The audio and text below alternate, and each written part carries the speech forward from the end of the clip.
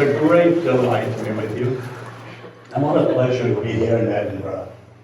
There must be few cities in the world with such an incredible sense of history and beauty and inspiration together. So it's a marvelous privilege for me. As Murdo said, I was born in China.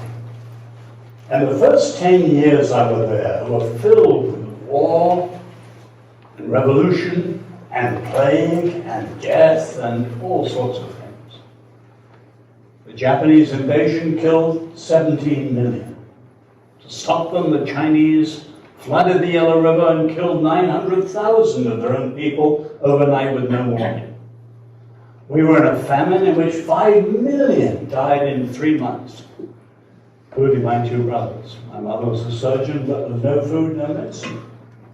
We moved to the then capital of free China, Nanjing today. It had been brutalized in the terrible rape of Nanking in 1937, and it had suffered terribly in the war. But for all that, you could see in this wonderful city of Nanking the beauty of its own history. Because 4 times in China's history, Nanking had been the capital of China, including the great Ming dynasty. So if you'd been there in 1500, Nanking was the most powerful, prosperous city in the world.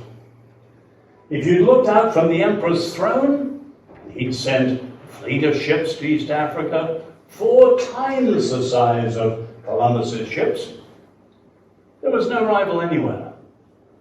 Least of all if you looked down to the western end of the rocky outcrop of the great Asian landmass. And yet, suddenly, Europe. And first Europe, and then the West, and now its lead society, the United States, have dominated the world for 500 years. And not long ago, the Chinese had a famous conference under the title, What Happened? What happened? And the Chinese scholars said, we need to understand why China was suddenly overthrown.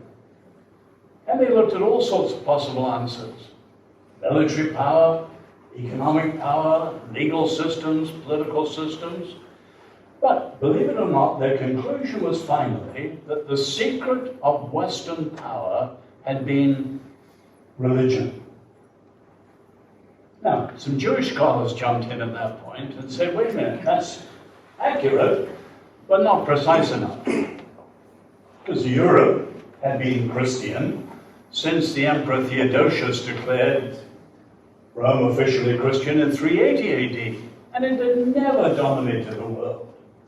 Why was it in the 16th century that it suddenly rose and dominated the world? And the Jewish answer, of course, was the Reformation and the discovery of the printing press, which was, through the Reformation, largely the discovery of the Jewish Torah. And you can see how the Oxford Dictionary in the Reformation, for instance, starts, the Reformation created the modern world. Now you can look at all sorts of aspects of that, and of course that's controversial, because there was not only a Reformation, there was a Counter-Reformation, and the Reformation was the 3rd division of Europe, and there had been a tremendous ground laying by centuries of various people in various areas, including the universities, who'd made an incredible difference. But there's no question that the Reformation gave that burst of dynamism which created our modern world. But if you look at the historians look at this now, 2 things come out strongly in the last 100 years or so, people discussing this. First, that the West is the most powerful civilization the world has ever seen. Now when I say that, some people bridle. Is that a moral comment? No. Much of the expansion of the West was anything but moral, as we know very well today. But it's simply a historical comment, because most of the great civilizations of history were regional. So even the greatness of the Roman Empire was largely Mediterranean, with great exception of Caesar and his conquest of Gaul and so on. They were largely regional. But Western civilization has been truly global. And if we think of the famous exports of the West, the agricultural revolution, the industrial revolution, market economics, more recently science, technology, and all sorts of things, the West has truly transformed almost the entire world today. So even our greatest current enemy, China, is dominated by a European ideology, communism, Marxism. And much of its greatness comes from its adapting things like market economics. But at the same time, for more than 100 years, people have said the West is now clearly in decline. The high point of European civilization was often described as Queen Victoria's Diamond Jubilee in 1897, when Britain alone dominated a quarter of the world and Britannia ruled the waves. But just 4 years after that celebration, her partner at the dinner was assassinated, Franz Ferdinand, the Archduke of the Austro-Hungarian Empire, and World War I started. And World War I is taken as the terrible carnage which called into question Europe's greatness as a civilization. And much of the West since then has shifted to the broader West, including the United States, Canada, Australia, and so on. But you can see World War I led to the rise of totalitarianism, and then World War II, and the death camps, and the nuclear age, and you go on and on and on. And many people say we're seeing gradually the undoubted decline of the West. So what I want to do tonight is just mention 3 areas where I think we need to think responsibly, wherever the situation is. And the first, in terms of what's called the present civilizational moment. Now that term is used of all civilizations. If you think of the big civilizations, Sumerian, Egyptian, Chinese, Babylonian, Greek, Roman, Mayan, Aztec, and you can go on, most of the great civilizations you only find in 2 places, in ruins or in museums. Why? They're no longer powerful. Because they all faced and failed what's called a civilizational moment. And what's that? A civilizational moment is when a civilization loses touch with the inspiration and the dynamic that made it what it is. A culture is simply a way of life lived in common. And a civilization is a culture which rises sufficiently high to achieve a certain excellence, which spreads sufficiently widely in terms of an expansion, and lasts long enough in time in terms of an extension. And if that's so, you can see all the previous civilizations have gone. They came to that civilizational moment, lost touch with the inspiration that made them what they were, and at that point there are only 3 broad options. 1, to renew the inspiration, whatever it was. 2, to replace the inspiration with a more solid and satisfying one if the first one failed. Or 3, to decline. Now, as we look at the Western civilization, it obviously owes a huge amount to the Greeks. Philosophy, drama, all sorts of things we owe to the Greeks, including democracy. We owe a considerable amount to the Romans, above all the notion of governance, and what of roads and central heating. And we owe a huge amount to the Hebrews. But there's no question for historians that the West is principally the child of Christendom. The Christian faith embodied in Europe and what became the wider West. And yet you can see today that that's what's at stake. Because the West has rejected, you look at the EU, the West has rejected its Christian origins, and the question is, does it have a replacement for them, or will the West in return decline? So we're at that, what's called a civilizational moment. If you look at America as one simple country, America, you can put it bluntly, has not only in its intelligentsia rejected the faith that made it, the Christian faith, because 90% of Americans were out of a reform background at the time of the American Revolution. America has now rejected the revolution that made it and is following another revolution. But the problem you can see across the West as a whole, a civilizational moment, which won't last forever. And so you either have the possibility of renewal, or replacement, or decline.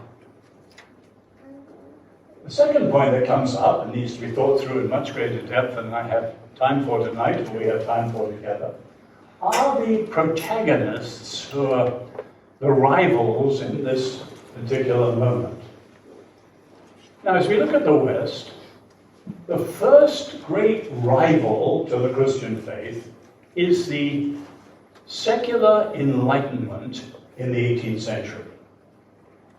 But what's important to see, and you have outside in the street, not far from us, that statue of David Hume, that represents perfectly a secularist form of enlightenment in the 18th century, seeking to replace the Christian faith, which had been the dominant faith of Europe.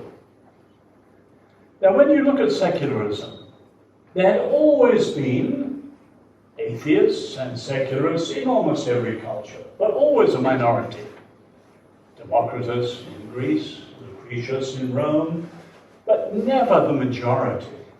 But what we've seen over the last 300 years is an aggressive, almost continent-sized secularism sweeping the world. And if you look at the impulses behind them, there are three discernible impulses. First, and very importantly, we don't want God. As Solzhenitsyn says, that animosity to God, that hostility to God, is at the heart of the radical left ever since the French Enlightenment.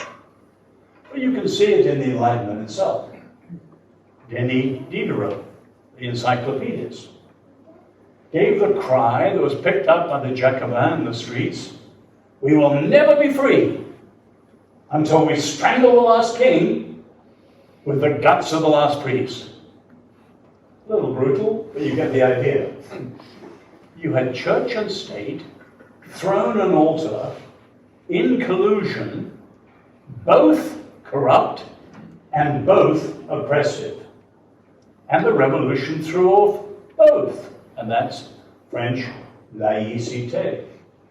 And that radical cry has come down ever since on the radical left. We don't want God. And those of us who are followers of Jesus have to admit candidly that much of the revulsion against faith ever since then is a natural revulsion against the excesses and corruptions and oppressions of the Christian church.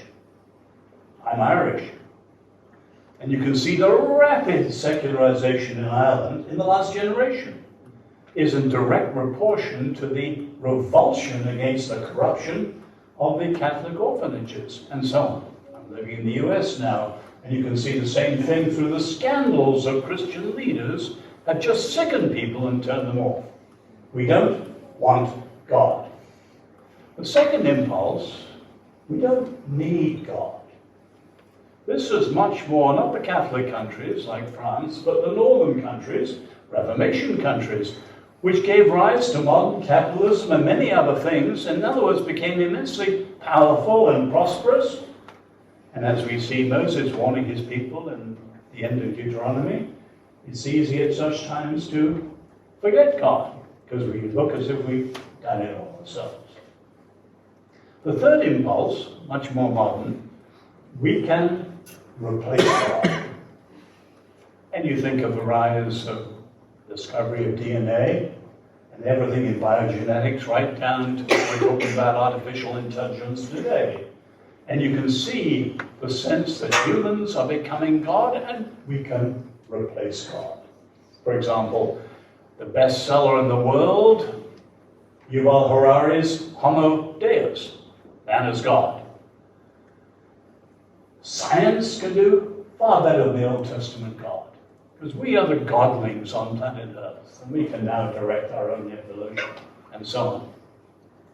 Now, what's interesting is that in the last generation, that triumphalism among the secularists is getting its comeuppance for three other equally obvious reasons.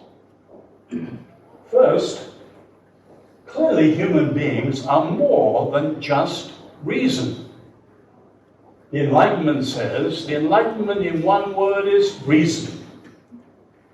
We're more than that. We're not only left-brained, we're right-brained. And if you ask us to operate solely on reason, Bertrand Russell, I remember him as a student, what science cannot discover, humanity cannot know. Well, that's now viewed as utterly preposterous.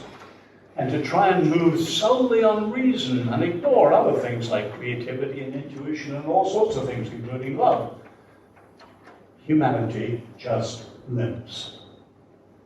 But at a deeper level now, as we look back over the 300 years of the Enlightenment, you can see that every time they've substituted something for God, they've produced a pseudo-religion.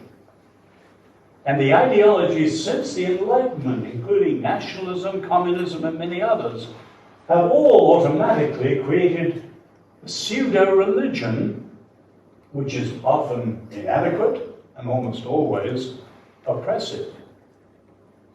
But what people are seeing now, and I mean literally the last couple of years or so, is that in replacing God with our brilliance, we're in effect replacing ourselves.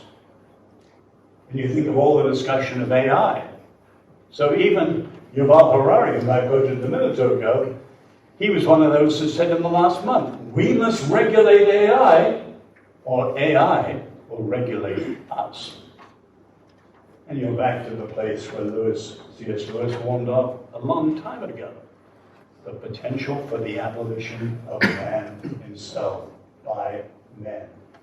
But all that said, there's no question that the great rival to the Christian faith for the last 300 years has been Enlightenment secularism and all its varieties that have flowed from it. But we're now seeing something else, which is what's called the War of the Worlds, or as Douglas Murray puts it, the War on the West. And what's significant about this group of ideas is that they're not only against the Christian faith, Enlightenment was against Christian faith, but the Enlightenment was against the Christian faith in order to lead the West in a better way. Whereas what we're seeing now is a whole number of ideologies that are explicitly against the Christian faith, but also out to undermine and subvert the West. And that's a very different challenge. I call it the color waves. And again, you could expand on this in much greater depth. I'm just giving you a sketch map, as it were. You've got the red wave, the rainbow wave, and the black wave.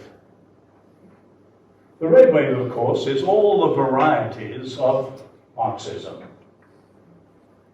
Now, I'm living currently in the US.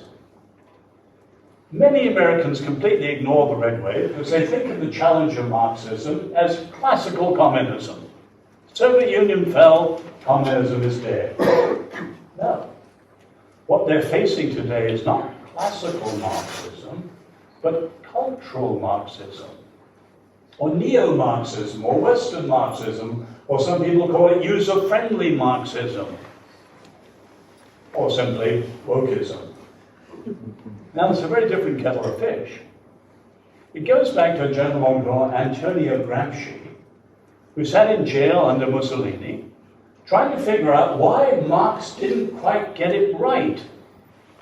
And he shifted the whole Marxist discussion from Marx's view of industrial strikes and all that to what Gramsci called the cultural gatekeepers. You've got to win the hearts and minds of the cultural gatekeepers. People astride the doorways of influence and power. You win them, and then you get what they call hegemony, dominance. Now, Gramsci's ideas were picked up by the Frankfurt School in the 30s, 40s, 50s, 60s, and they became very, very important in the West through a gentleman called Herbert Marcuse, who was the leader of the Frankfurt School at the University of San Diego. His ideas, for instance, on so-called repressive tolerance are behind the cancel culture. But more importantly, in 1967 and 68, he and a German radical called for a long march through the institutions. Now you remember Mao's long march, which they were referring to. Mao had been encircled by the nationalist troops, and if they squelched him, that would have been the end of communism in China. But he broke out, did a 6,000-mile detour to the north of China, and then swept down and won the whole of China. And the radicals in 1968 said, we need an equivalent long march through the institutions. Now, a few of us in the room are old enough to remember 1968. It's actually my first visit to the US as a tourist. Martin Luther King had been assassinated. Senator Kennedy was assassinated. 100 American cities were ablaze, far, far worse than 2020. And yet, the radicals knew they would not win in the streets. They had to slowly, incrementally win the colleges and universities, win the press and the media, win what they call the culture industry, Hollywood, entertainment, and then sweep round and win the culture. And now, of course, 50 years later, you can see how extraordinarily successfully they've done it. Early on, people would never have guessed that areas that are considered fortresses of conservatism, such as business or the military, would have been infiltrated. But today, of course, you've got woke business, woke finance, and increasingly in some areas, woke military. And you can see how extraordinarily influential that long march through the institutions has been. And of course, that similar challenge can be seen in many, many countries, including much of the UK. The second wave is the rainbow wave. In other words, the sexual revolution. Now, when we talk of the sexual revolution, many people immediately think, Hugh Hefner, Playboy, the 60s, the pill, permissiveness. No. The sexual revolution goes back to the same place in Paris, the Palais Royal, where the ideas for the political revolution came from. And they are equally aiming to be subversive. For example, the gentleman who gave us the term sexual revolution is Wilhelm Reich. And he writes in the 1920s quite openly, we want to subvert 3,000 years of civilization. 1,000 years of Judaism and 2,000 years of Christian faith. He says openly, we have two principal enemies, the church and parents. So how do you subvert parents? With sex education at 3 and 4, so you're sidelining parents in all sorts of ways. And of course, much that we've seen in the last 10 years is simply an illustration of what they're trying to be doing for a long time. I happen to live now in Virginia, and a good friend of mine who used to be in London here, the CEO of Carlyle, is now our governor, thanks to a controversy which blew up in terms of parents' rights in the local schools. Now, when it happened, many people had no idea of things like critical race theory and things like that. But they should have been forewarned and forearmed, because the radicals had told us what they were out to do for far more than 100 years, and they've slowly and patiently done it through this long march through the institutions. The black wave, of course, is the radical Islamism. And I think the important point to notice here is that much of it comes from the 1930s, when Hitler invited the Grand Mufti of Jerusalem to Berlin, and the two of them saw themselves as the die-hard enemies of the Jews. They had in mind 1 million Jews in the Middle East and North Africa, whom they were targeting for the same extermination as the death camps in Germany. But even when Hitler was defeated, the Grand Mufti, and then it was picked up by the Muslim Brotherhood in Egypt, had in mind a view that was extermination towards the Jews, but always seeing a hatred to what they called the little Satan, Israel, and behind the little Satan, the big Satan, America and the West. And if you follow the real teaching, I'm not talking about Muslims, I'm talking about the radical Islamists, you see something that's explicitly out to subvert the West. Now, there's no time to give any sort of response to this, but let me just mention 3 things that I think at least we need to think of in terms of responding to this civilizational moment. First, people of faith in the West need a profound recovery of the supernatural. All of us.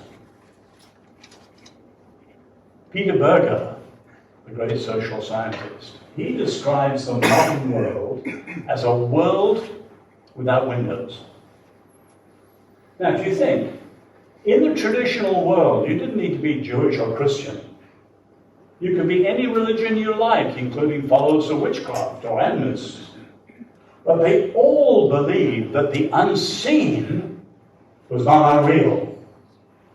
In fact, the unseen world was so decisive, people understood things as down-to-earth as business or sex in the light of the unseen world.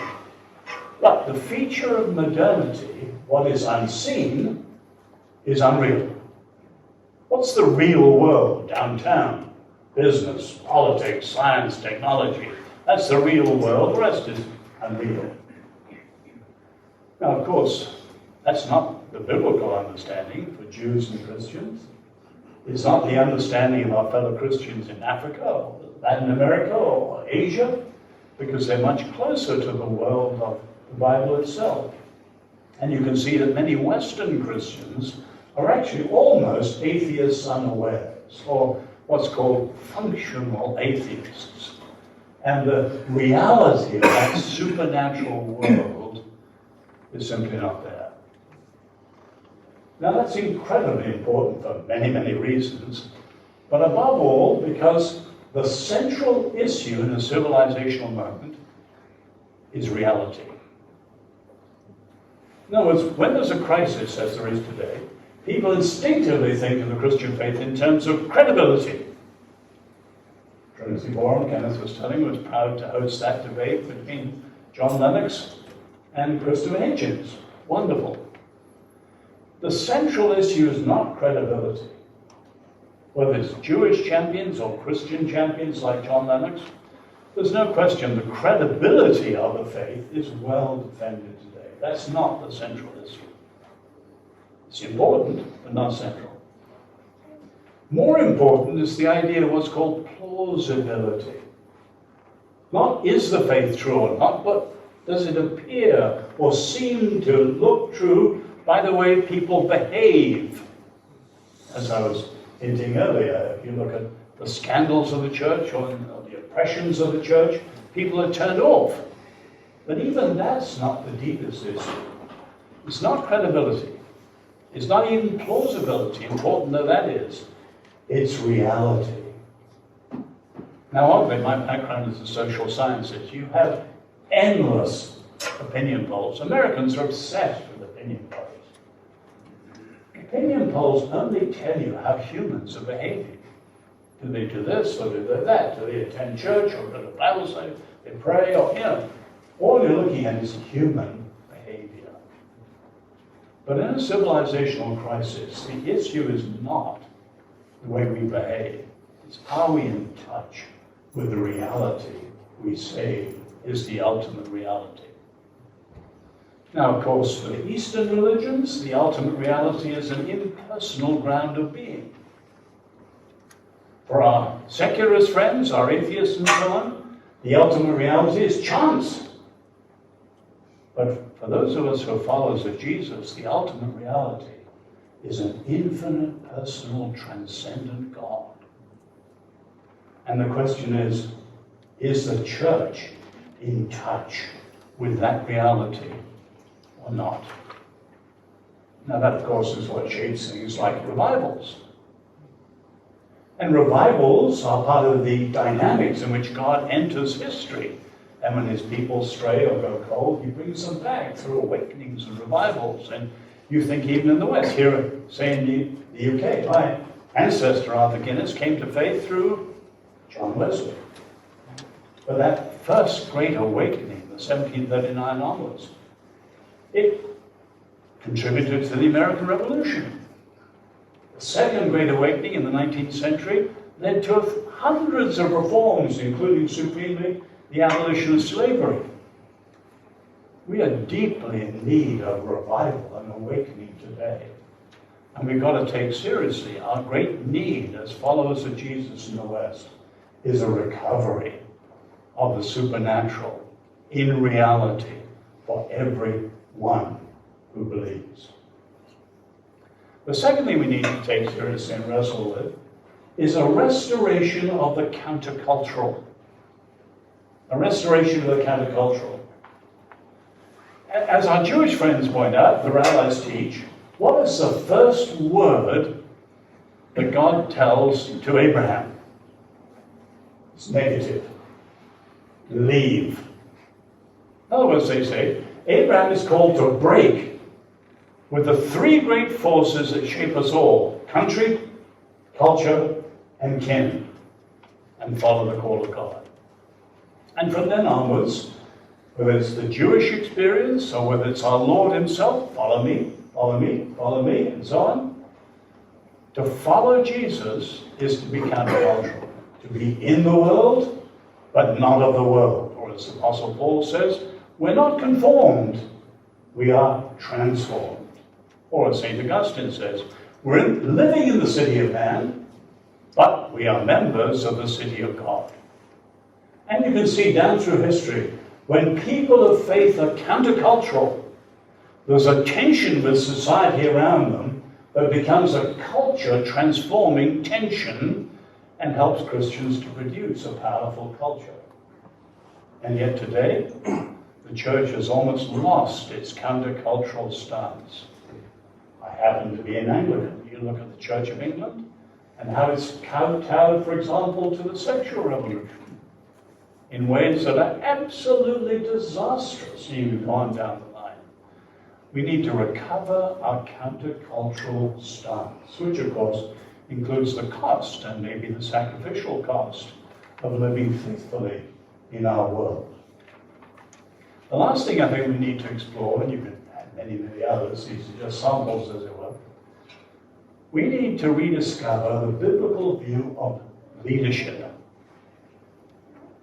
It's often thought that leadership is always the people up the top, the Prime Minister, the President, the General, CEO.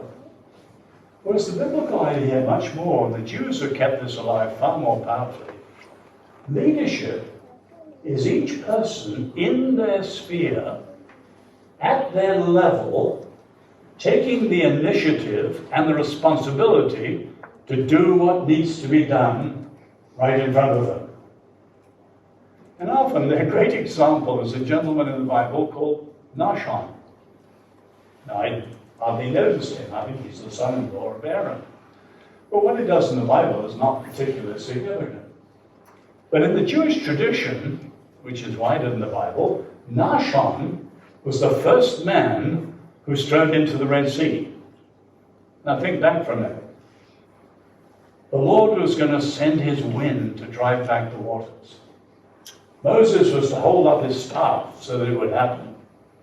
And slowly the wind blew and the waters parted, but everyone looked at it.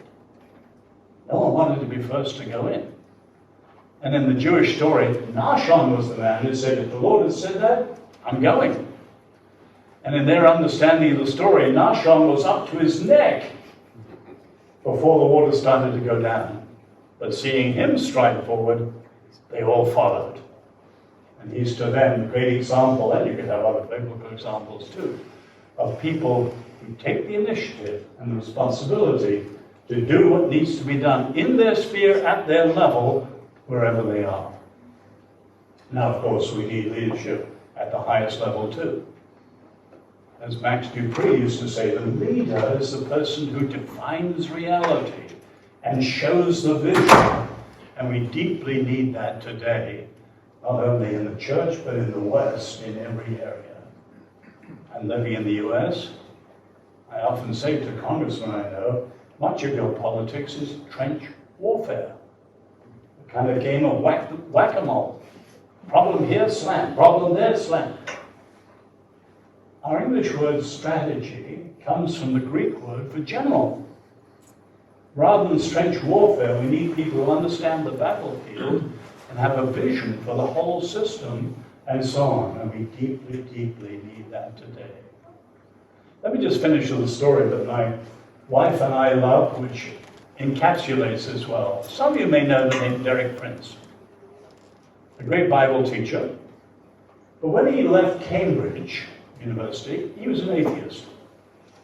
And he was hoping to be a Don, but the war was breaking out, so he was sent to the Middle East. He decided to take with him, if he survived the war, he wanted to come back and teach classics in Cambridge. So he took a number of classics with him to read as he went. And one of them, the Bible. And in reading the Bible, he came to faith in Jesus. But found himself in North Africa.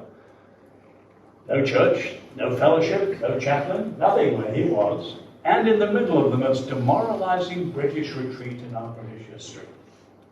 From Tobruk in Libya, 700 or 800 miles all the way to the gates of Alexandria and Cairo. And if the American problem is race, our British problem so often is class. And there was incredible tensions between the officers and the men, and the whole thing was pretty miserable. And in this situation, Derek Prince said, Lord, how do you want me to pray? And God gave him this simple prayer. Lord, set over us a leader, such that it will be to your glory to give the victory through him. And he prayed it every single day. They retreated and retreated and retreated. Churchill fired the original general, sent out another man who died en route. And so Churchill had to send out a third person, relatively untested, but he happened to be young and the son of a great Christian leader back in Britain. And when the new general got the army together outside Alexandria, and they knew they were defending the Suez Canal on the one side, and a last stand to defend Jerusalem above them, and they knew what Hitler would do if he came to Jerusalem and the Jews, he said, men, let us pray to the Lord of the armies, the Lord of hosts. And when Derek Prince heard this, he wasn't there, but heard it on his transistor radio, God said to him, this is the man that you prayed for 2 years. And the battle the next week was the Battle of El Alamein. As Winston Churchill said, up till El Alamein, all defeat. After El Alamein, all victory. My wife and I pray that prayer every single day, not only thinking of leadership in America, but leadership throughout our Western world, in every area. Lord, set over us leaders, and we include women as well as men today, such that it will be for your glory to give the victory through them. The Bible is filled with a sense of time. You think of David's men who are skilled in reading the signs of the times, or Esther for such a time as this, or our Lord's rebuke to his generation. You can read the weather, but you can't read the signs of the times. Or that wonderful verse, the Apostle Paul giving a tribute to David, King David. He served God's purpose in his generation. we are living in a most extraordinary generation. And I would just challenge you all to be people who read the signs of the times and ask how each of us, at the level and spheres we're in, can take the initiative and the responsibility for doing in our spheres what needs to be done at this extraordinary civilizational moment. And thank you, and over to you.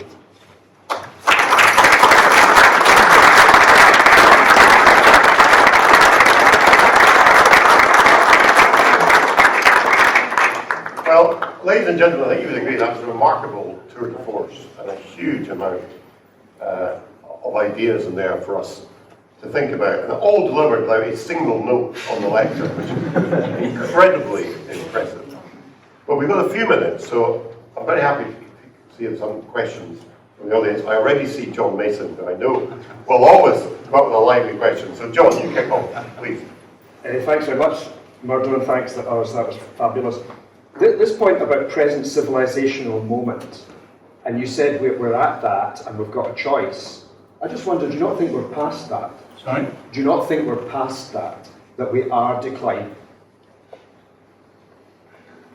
I would say, in terms of precision, only God knows. I don't. Because you remember, say, if you'd stopped the clock in England just before, say, 1738, England didn't look that much different from what led to the French Revolution. There was decadence, violence, incredible corruption, the hellfire clubs among the aristocrats and so on. And then revival. First among the middle class and the working classes, and then the second generation of people around William Wilberforce touching the leadership of Britain. And historians say those awakenings created the character that was at the bottom of Victorian civilization at its best before it itself was corrupted later on. You know, we don't know. Only the Lord knows, I think. So, yes, you think of the atomic clock, it's pretty close to midnight, humanly speaking. But we're only humanly speaking humanly. But no, you're right, it's challenging. I mean, living in America now, many people can hardly recognize the country they were born in. What's happened in the last 10 years, even 5 years, even this year, and so on. So you're absolutely right. The acceleration, the sort of technologically accelerated depravity, to put it bluntly, has increased enormously. But are we beyond it? I'm not going to say that. Thank you. Yes, sir. Yeah. Well, thank you. I've enjoyed 2 talks from you in just a couple of days. And I really appreciate what you said. A couple of phenomena that I notice on a regular basis, and I think probably most people do too, which seem to contradict each other profoundly.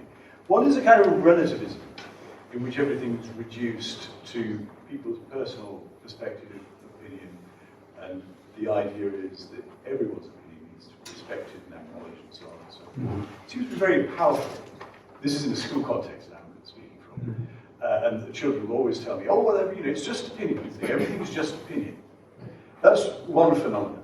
There's another phenomenon, which is, I suppose, associated with the kind of woke agenda that you referred to, in which there is one way, and any dissenting voice from perhaps a slightly more conservative or they would regard it old-fashioned, anachronistic perspective, is completely and utterly unacceptable, and possibly it's even quite difficult even to voice it. Mm-hmm. Can you throw any light on those 2 phenomena? Well, take the first one first, in terms of where it comes from. Postmodernism, which is the roots of much of this, goes back principally to Nietzsche. You know, many people think of the Economist cover in 2016, the post-truth world. But actually it goes back to Friedrich Nietzsche. And he argued that if God is dead, truth is dead. And his word for relativism was perspectivism. There are many I's, he says, so there are many truths, because we all see it differently. Now you can add to that not only relativism, but things like emotivism. Jean-Jacques Rousseau, what I feel is good, what I feel is bad, is bad. Not whether it is or not good or bad, but what I feel, these things are a disaster. But since they're so wrong, they often breed the opposite. So you can't get away from absolute judgments at some point. So the crazy extremes in one end breed a reaction which is often even worse the other end. And people set out to be super tolerant and end up extremely intolerant. Or they call themselves liberals and they end up as illiberals and so on. And this is one of the features of where we are. Highly contradictory, but you can expect it if they reject the truth.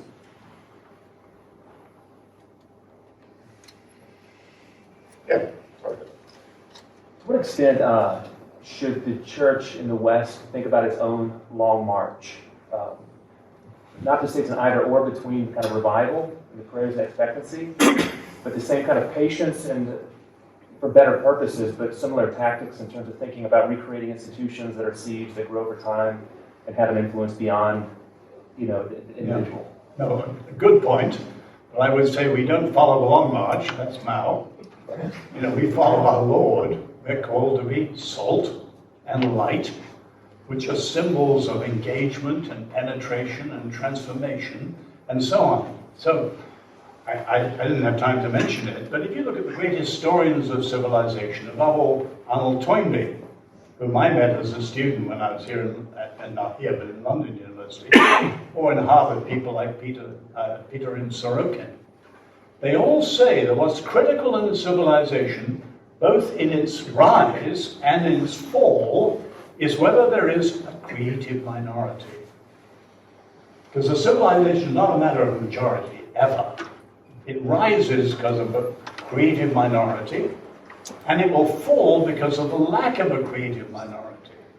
And that, of course, is essentially what we're called to be, is a countercultural force, salty, light-bearing, engaging, transforming. So yes, you're right, that's our kind of Christ-centered equivalent of the long march. But let's do it in biblical terms, not following Mao Zedong. So thank God for every one of you who are in the universities and so on, and all that you're doing. Thanks so much. Really interesting, fascinating, and strikes me in the Bible that empires come and go, and God remains sovereign, and that the same thing has happened through history.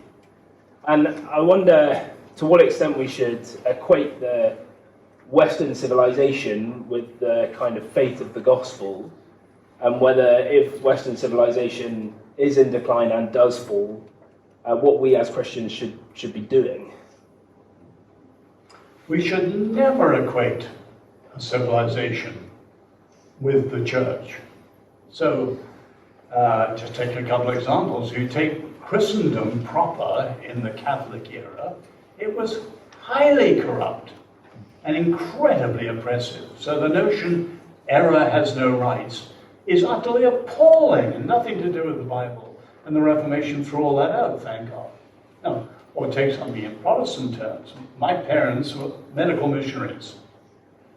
But in the 20th century, they always had to distinguish medical missionaries who were there for Christ's sake from sort of colonialists with a pith helmet and so on, because the two were very easily confused. And my parents were in a mission called the China Inland Mission originally, and Hudson Taylor, who was the leader, challenged them to wear Chinese clothes, to learn Chinese dialects and get into the culture of the Chinese, whereas most Europeans were staying in the treaty ports like Shanghai and never got into the real China.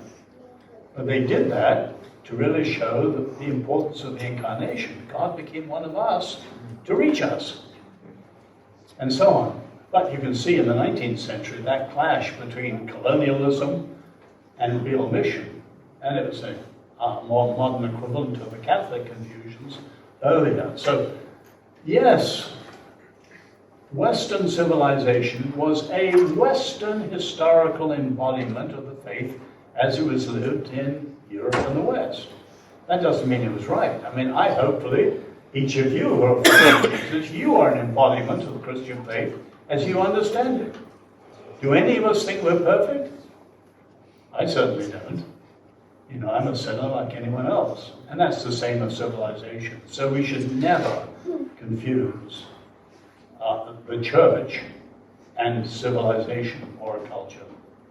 No, great point. Can I ask a follow-up? That's a really good question.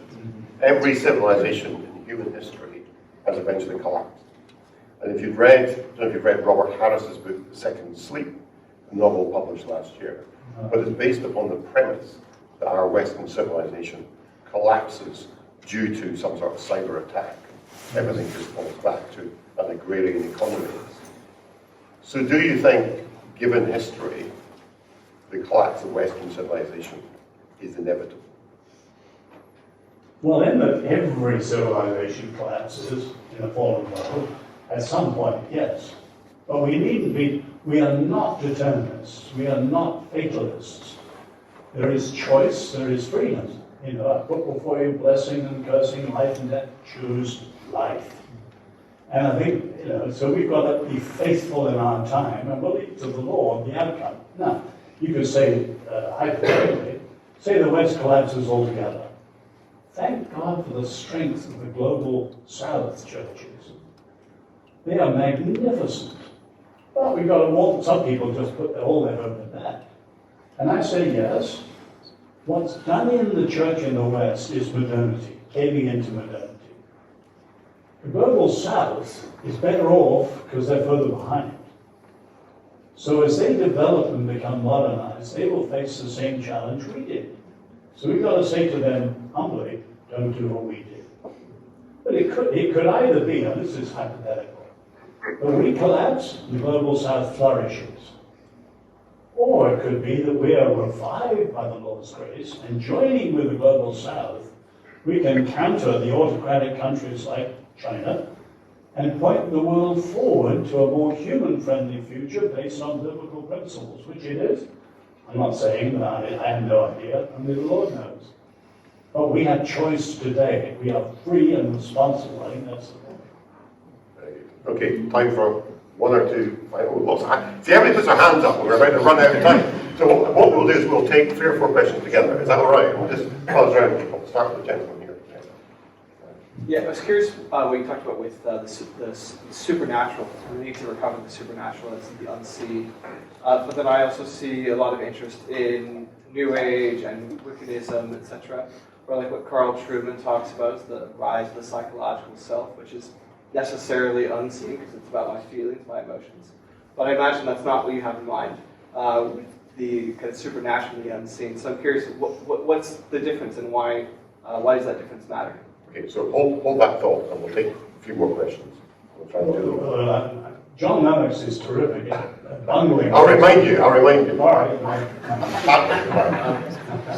Quickly, you mentioned the need for leaders, and I feel like there's even a war for the kind of leaders we want. I do feel like, reflecting upon the rise of Trump, there's, in others around the world, there's this desire for a strong man who can defeat the enemy, perhaps through sheer force.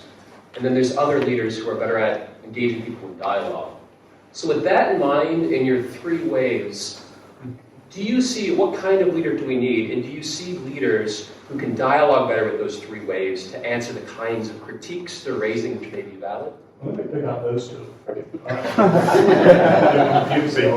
Be quick. Patrick, take yours in terms of this good question too. Trump is a mountain-sized narcissist. Biblical leadership is servant leadership. The greatest Jewish leader, Moses. The first leader of a nation who's again and again called servant. So the servant leadership is not about the leader. It's about the leader empowering and serving the people he's leading. So, in other words, someone like a Trump, you could pick, I don't mean to pick on Trump particularly. So we're talking about the supernatural. There's the real and good and proper supernatural, real and good and proper leadership, and then all sorts of forms of bad leadership and all sorts of forms of bad supernatural. But read the New Testament. Our Lord clearly preaches in the power of the Spirit. He heals in the power of the Spirit. He delivers in the power of the Spirit. the Word and the Spirit are absolutely one in our Lord. I go to friends in Africa or Asia, they have that balance. Whereas you go to the West, some people are keen on the Spirit, some people are keen on the Word. Now you good Presbyterians up here, you're a little stronger on the Word, and that's why sometimes you're called the frozen chosen. in other words, both the leadership and the supernatural, it's got to be biblical and balanced, which is usually both and. So yes, the supernatural can be incredibly dangerous. We had lunch today in the witchery. And we all know it's a bad Very nice. Very nice. We're a long way from the original witchery. You know, when I was at the Brie, we had ministry. You could go from political question to the occult question, you know, in 5 seconds. So of course, the supernatural, by that I mean the Spirit of God, as we understand in biblical terms. Not just any old supernatural. And the same with leadership, Patrick, not any old leadership, and certainly not a strongman leader, but a leader with a sense of God's service and a servant leadership, not about him or her. You know, the first words of Rick Warren's famous bestseller, it's not about you. And Rick often says, those first words in the book are more important than the whole rest of the book. I don't think Mr. Trump has read the book. Okay, so we'll take one more round of questions, and really we'll have to finish. The gentleman here. Thank you. My name's Clayton. I'm from San Francisco. Thank you for your talk. Always thank you, Jack. So it's kind of, San Francisco is kind of like the epicenter of far left ideology. I'm an expat here, and I see San Francisco ideology infecting a lot of the world, America in general, infecting a lot of the world. But if we were to defeat this far left ideology, almost, I would say, immoral ideology, especially the trans stuff that's going on, Marx was never able to really answer what comes after that revolution. And if we stand up for the antithesis to what San Francisco, California, America is spreading around the world, what is the answer after that? Well, no, great question. And one trouble with those who come out of the Reformation, we have narrowed the Reformation down to notions like justification by faith, which are the heart of it. But the Reformation itself, if you think of John Knox or Calvin or Zwingli or Bullinger, they had a much broader sense, including the fact, politically. Yeah, I was like, how do you bring people in? No, but that was the Catholic Church copied Roman ways. So Roman political structures, you had Caesar and the consuls and the senators, and the church had the Pope, the cardinals, and the bishops, hierarchical. And as Lord Acton, who was a Catholic layman, said, all power tends to corrupt, absolute power corrupts absolutely. And that famous remark was a criticism of his own church. The Reformation said, no, that's no more biblical than salvation by works. What is biblical? Well, as your Scottish forebears knew, God's way of politics in Exodus is covenantal.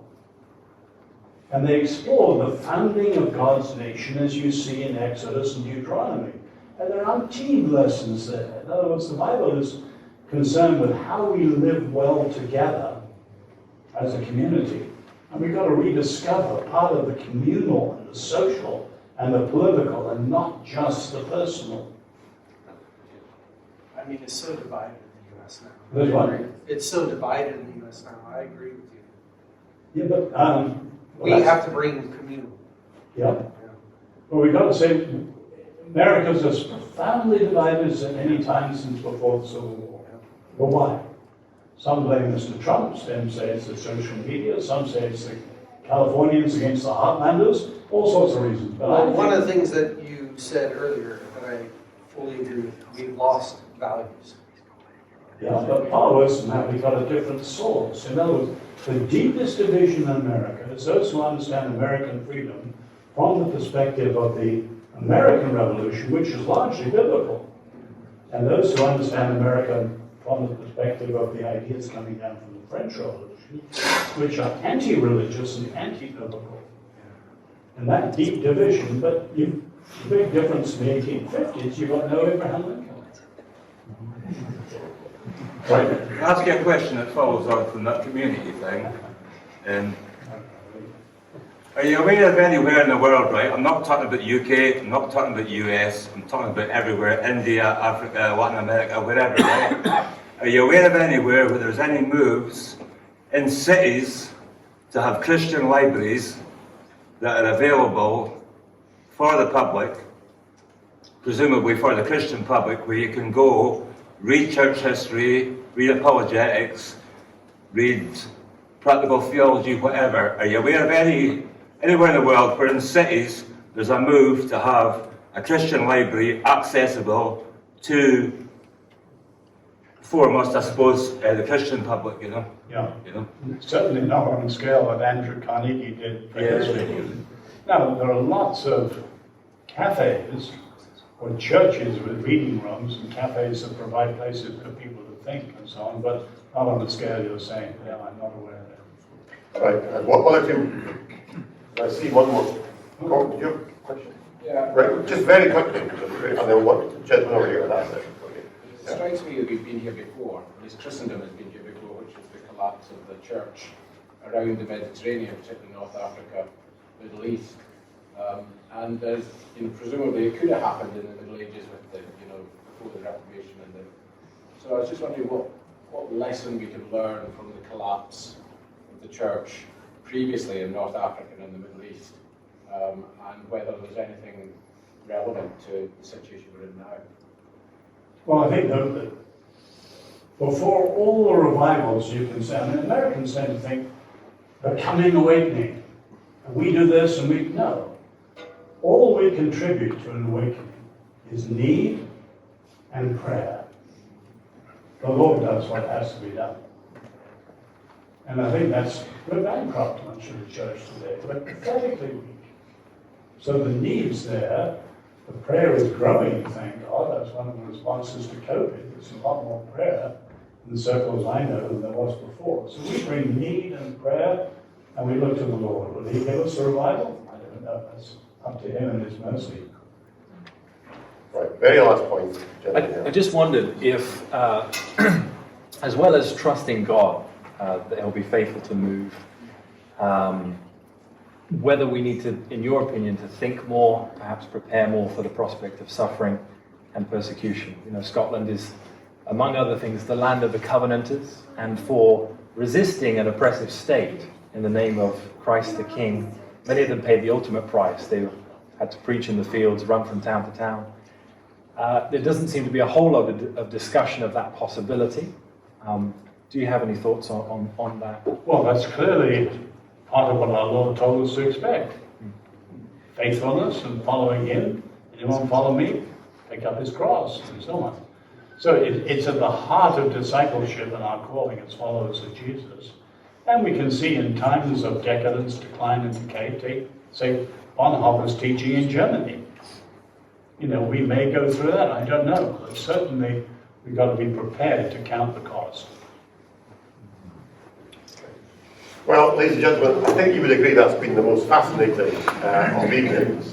Can I say a word of thanks firstly to Trinity Forum, organising the event, to Janet from Katjan Beatty from Kenneth's office for helping put it together, to Patrick Brown for his efforts in putting it together. Thank you all for coming. Thank you for your questions. We could have gone on for another hour, I suspect, answering your questions, but time ran away from us. But please show your appreciation. Thank you.